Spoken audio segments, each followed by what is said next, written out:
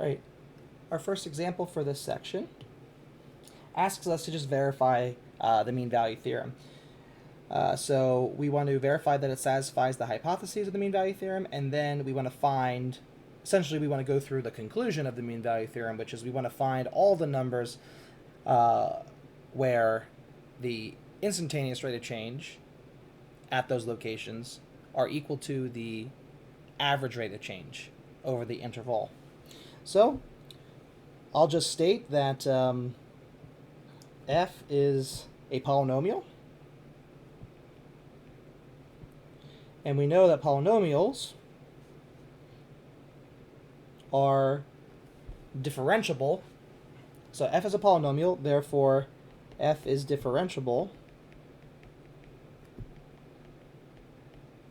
on the entire real number line. And then we have also talked about that if a function is differentiable, that means it's also continuous. The opposite isn't true. If a function is continuous, that doesn't necessarily mean it's differentiable. But because f is differentiable in R, this implies that f is also continuous on R. And since this interval, -1 to 1, is a subset of the real number line, so the real number line goes on forever, -1 to 1 is just a small portion of it. In other words, the closed interval -1 to 1 is contained within all real numbers, so this means that f is both differentiable and continuous on this interval. So those are the hypotheses of the theorem. They're satisfied.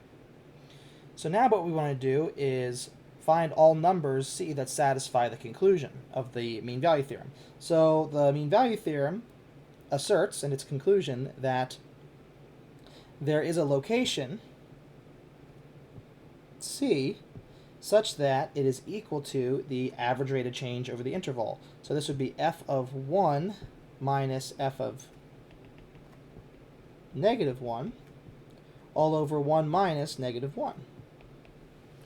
So if we go ahead and look at this, we're going to find that we get f of 1 is, let's go ahead and just look this up to make it quick for ourselves.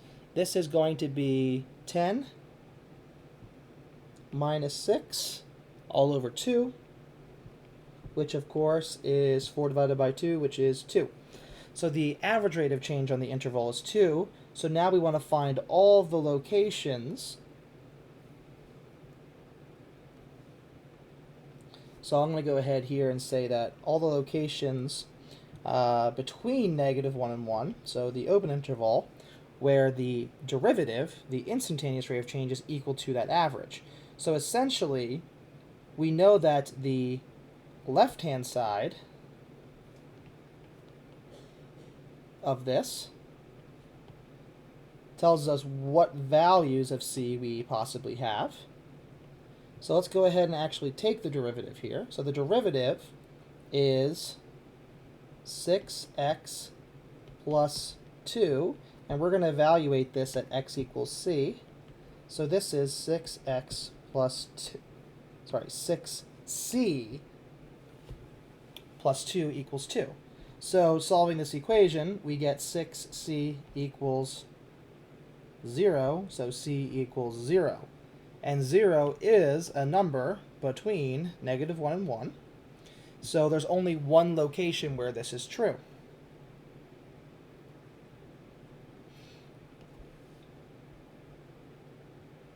All right. So there's our one value. And we can verify this. F prime of x, like we said, was 6x plus 2.